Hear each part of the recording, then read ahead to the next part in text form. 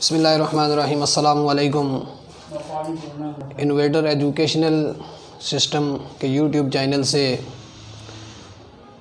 آج lecture number 5۔ عزیز طلباء، اس سے پہلے آپ نے توحید کے بارے میں پڑھا۔ اسلام کے اندر جو بنیادی عقائد ہیں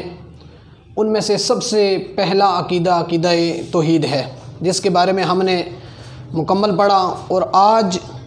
اس عقیدے کے بعد عقیدہ رسالت۔ توحید کے بعد کسی عقیدے کا درجہ ہے تو وہ کس کا ہے؟ رسالت کا ہے۔ عقائد میں توحید کے بعد رسالت کا درجہ ہے، اور جو شخص اللہ رب العزت کی طرف سے جتنے بھی انبیاء اس کائنات کے اندر تشریف لائے، اگر ان پر ایمان نہیں لاتا تو وہ شخص مومن نہیں، دائرہ اسلام سے خارج ہے۔ کہ جتنے بھی انبیاء 1,24,000 کم و بیش انبیاء تشریف لائے، اگر ان میں سے کسی ایک کو بھی نہیں مانتا تو پھر کیا ہوگا کہ وہ شخص دائرہ اسلام سے خارج ہو جائے گا۔ تو اس لیے ضروری ہے کہ رسالت کو مانا جائے اور رسالت پر ایمان رکھا جائے۔ قرآن مجید کے اندر اور اللہ رب العزت نے دوسرے مقامات پر بھی ارشاد فرمایا، لیس البر ان تولوا وجوہکم قبل المشرق والمغرب ولکن البر من آمن باللہ والیوم الآخر والملائکۃ والکتاب والنبیین۔ یہاں پر فرمایا گیا والملائکۃ والکتاب والنبیین، اور اللہ رب العزت کے جتنے بھی برگزیدہ بندے، چنے ہوئے لوگ اللہ رب العزت نے اس کائنات کے اندر امر و نہی لوگوں کو بتانے کے لیے اور شریعت پر لوگوں کو لانے کے لیے، اللہ رب العزت کی پہچان کروانے کے لیے، حق اور سچ کی بات بتانے کے لیے جتنے لوگوں کو بھی، جتنے انبیاء کو اللہ رب العزت نے اس کائنات کے اندر بھیجا، ان سب پر ایمان لانا ضروری ہے۔ رسالت کے اندر سب سے پہلی چیز رسالت کا لغوی معنی۔ رسالت کا لغوی معنی ہے پیغام پہنچانے کے ہیں۔ پیغام پہنچانے والے کو رسول کہا جاتا ہے۔ رسالت کا لغوی معنی پیغام پہنچانا، اور پیغام پہنچانے والے کو رسول کہا جاتا ہے۔ اصطلاح میں رسول اس ہستی کو کہا جاتا ہے جسے اللہ رب العزت نے اپنے احکام کی تبلیغ کے لیے اپنی مخلوق کی طرف بھیجا ہو۔ کہ اللہ رب العزت نے جن احکام کو نازل کرنا تھا وہ اللہ رب العزت نے اپنے رسولوں کے ذریعے اپنے بندوں تک پہنچائے۔ اس لیے ہر بندے پر لازم ہے کہ وہ جو لوگ اللہ رب العزت کے پیغام کو اس کائنات کے اندر لے کر آئے، وہ اللہ رب العزت کے برگزیدہ بندے ہیں، وہ چنے ہوئے ہیں، ان لوگوں پر ایمان بھی لانا اور ان کے ساتھ تعاون بھی کرنا۔ اب اس پیغام کا ذریعہ کیا تھا کہ اللہ رب العزت نے ان کو اپنے پیغام کس طرح بھیجے؟ ان کو پیغام بھیجنے کا ذریعہ یہ تھا کہ وحی کے لغوی معنی دل میں چپکے سے کوئی بات ڈالنا اور اشارہ کرنے کے ہیں، یا کسی پردے کے پیچھے سے کوئی بات ان تک پہنچانا۔ اور وحی کے اصطلاحی معنی اسلام میں اللہ تعالیٰ کا وہ پیغام ہے کہ جو اس نے اپنے کسی رسول فرشتے کے ذریعے نازل کیا ہو۔ کہ وحی کا لغوی معنی کہ جو اس نے اپنے کسی بندے پر فرشتے کے ذریعے کوئی پیغام بھیجا ہو، یا کسی پردے کے پیچھے سے اس رسول تک اپنے پیغام کو بھیجا ہو۔ اللہ رب العزت نے قرآن مجید برہان رشید کے اندر ارشاد فرمایا، وَمَا كَانَ لِبَشَرٍ أَن يُكَلِّمَهُ اللَّهُ إِلَّا وَحْيًا أَوْ مِن وَرَاءِ حِجَابٍ أَوْ يُرْسِلَ رَسُولًا فَيُوحِيَ بِإِذْنِهِ مَا يَشَاءُ۔ اللہ جل مجدہ قرآن مجید برہان رشید صحیفہ انقلاب کے اندر ارشاد فرماتا ہے، اور یہ کسی بشر کا مقام نہیں کہ وہ اللہ اس سے کلام کرے، مگر ہاں یا تو وحی سے، یا کسی پردے کے پیچھے سے، یا کسی فرشتے کو قاصد بھیج دے، سو وحی پہنچا دے اللہ کے حکم سے جو اللہ کو منظور ہوتا ہے۔ اللہ رب العزت قرآن مجید برہان رشید کے اندر ارشاد فرماتا ہے کہ کسی بشر کا یہ مقام نہیں کہ وہ اللہ رب العزت سے کلام کرے۔ ہاں، جن لوگوں کو، جن برگزیدہ بندوں کو اللہ رب العزت چن لے تو پھر اللہ رب العزت ان کے پاس پیغام فرشتوں کے ذریعے، یا پھر کسی پردے کے پیچھے سے، یا پھر جس طرح کہ سیدنا حضرت موسیٰ علیہ السلام کو کوہ طور پر بلا کر اللہ رب العزت ان کو پیغام دیتے، اور اسی طرح نبی اکرم نور مجسم شفیع معظم صلی اللہ علیہ وآلہ وسلم آپ کا یہ مقام ہے کہ اللہ رب العزت نے آپ کو معراج کی رات عرش اولیٰ پر بنا کر بے شمار نوازشات سے نوازا۔ تو یہ رسالت ہے، اور وحی کے ذریعے اللہ رب العزت اپنے رسولوں تک پیغام پہنچاتے ہیں۔ اور اللہ رب العزت نے قرآن مجید برہان رشید کے دوسرے مقام پر ارشاد فرمایا وَلَقَدْ بَعَثْنَا فِي كُلِّ أُمَّةٍ رَسُولًا، اور ہم نے اٹھائے ہیں ہر امت میں رسول۔ بعض روایات میں آتا ہے کہ انبیاء کی تعداد جو ہے وہ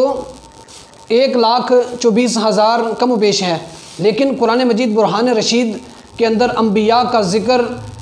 چند انبیاء کا ذکر جو ہے وہ قرآن مجید برہان رشید کے اندر کیا گیا۔ عزیز طلباء، یاد رکھنا کہ رسالت ایک نہایت اہم منصب ہے۔ اگر کوئی اس کائنات کے اندر نازک چیز ہے عرش سے بھی زیادہ تو وہ رسالت ہے۔ رسالت پر ایمان لانے کے بغیر، اللہ رب العزت کے ان برگزیدہ اور چنے ہوئے بندوں پر ایمان لانے کے بغیر، ان کو ماننے کے بغیر بندہ اس دنیا کے اندر بھی اور خسارے کے اندر رہتا ہے، اور کل قبر کے اندر بھی اور بروز حشر میں بھی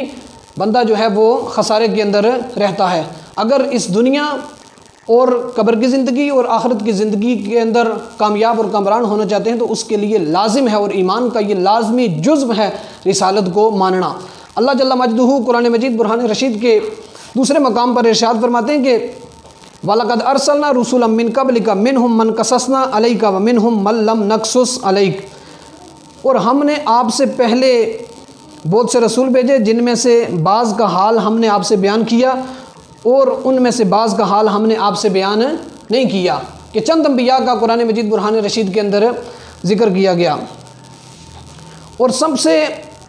ضروری بات، تمام انبیاء کا ذکر ہوتا رہا،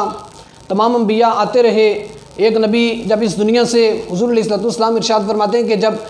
ایک بنی اسرائیل کے اندر اللہ رب العزت کی طرف سے نبی آتے رہے، جب ایک نبی چلے جاتے تو اس کی جگہ دوسرے نبی آ جاتے، پھر وہ چلے جاتے تو پھر اس کی جگہ تیسرے نبی آ جاتے، نبیوں کا سلسلہ جاری رہا۔ لیکن جو سلسلہ نبوت کا آخری فرد ہوں، حضور نے فرمایا کہ میں ہوں، انا خاتم النبیین، کہ انبیاء کی اللہ رب العزت کی طرف سے انبیاء آتے رہیں، اور جو سب سے آخر میں آیا ہوں، اور سلسلہ نبوت کو جو ختم کرنے والا ہوں، انا خاتم النبیین، اللہ رب العزت نے مجھے خاتم النبیین بنا کر اس کائنات کے اندر بھیجا ہے۔ قرآن مجید برہان رشید کے اندر بھی اللہ رب العزت نے ارشاد فرمایا ما کان محمد ابا احد من رجالکم ولکن رسول اللہ و خاتم النبیین، کہ اللہ رب العزت نے مجھے خاتم النبیین بنا کر بھیجا ہے۔ تو اس لیے ختم نبوت پر ایمان جو ہے یہ لانا، یہ ایمان کا نہایت اہم جز ہے، کہ اگر کوئی شخص نماز نہیں پڑھتا، روزہ نہیں رکھتا اور دیگر امر و نواہی کے اندر کوتاہی کرتا ہے تو یہ فقط ان کی معافی ہے۔ لیکن اگر کوئی شخص ختم نبوت کے بارے میں کوئی کسی قسم کی بھی بات کرتا ہے تو اس کے بارے میں اللہ رب العزت کے ہاں معافی نہیں ہے، کیونکہ حضور کو اللہ جل مجدہ نے خاتم النبیین بنا کر بھیجا۔ جس طرح کہ آپ عزیز طلباء ہمہ وقت اس بات کو بھی آپ دیکھتے رہتے ہیں کہ ختم نبوت پر ہر طرح کے پہلو سے حملے بھی کیے جاتے ہیں، لیکن انسان یہ ایک آزمائش ہوتی ہیں، ان آزمائش پر پورا اترنا اور اس پر ایمان رکھنا یہ ہم مسلمانوں پر، ایمان والے شخص پر یہ نہایت لازمی ہے۔ اور قرآن مجید برہان رشید کے چوتھے مقام پر اللہ رب العزت نے ارشاد فرمایا لا نفرق بین احد من رسلی، ہم اس کے رسولوں میں باہم کوئی فرق نہیں کرتے۔ کیا بات کہ تمام انبیاء کو سچا اور پاک باز مانا جائے، یہ نہیں کہ بعض انبیاء پر ایمان لایا جائے اور بعض کو جھٹلا دیا جائے، یہ بات نہیں۔ جو 1,24,000 پیغمبروں میں سے کسی ایک پیغمبر کا بھی انکار کرتا ہے، کیونکہ جو ایمان کی صفات بیان کی گئی ہیں اس کے اندر یہ چیز شامل ہے والنبیین، کہ اللہ رب العزت کے برگزیدہ جتنے بھی انبیاء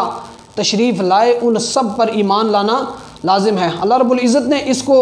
قرآن مجید کے اندر اس طرح بیان فرمایا کہ کچھ لوگ ایسے ہیں ان الذین یکفرون باللہ ورسولہ ویریدون ان یفرقوا بین اللہ ورسولہ ویقولون نؤمن ببعض ونکفر ببعض ویریدون ان یتخذوا بین ذالک سبیلا اولئک هم الکافرون حقا، کہ بعض لوگ ایسے ہیں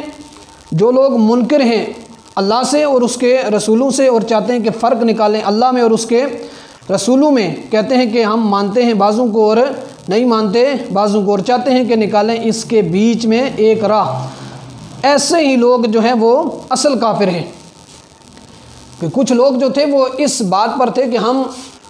ایک رستہ نکال رہے تھے کہ ہم کیا کریں کہ بعض رسولوں کو مان لیں، بعض کا انکار کر لیں، تو اللہ رب العزت نے قرآن مجید برہان رشید کے اندر ارشاد فرمایا اولئک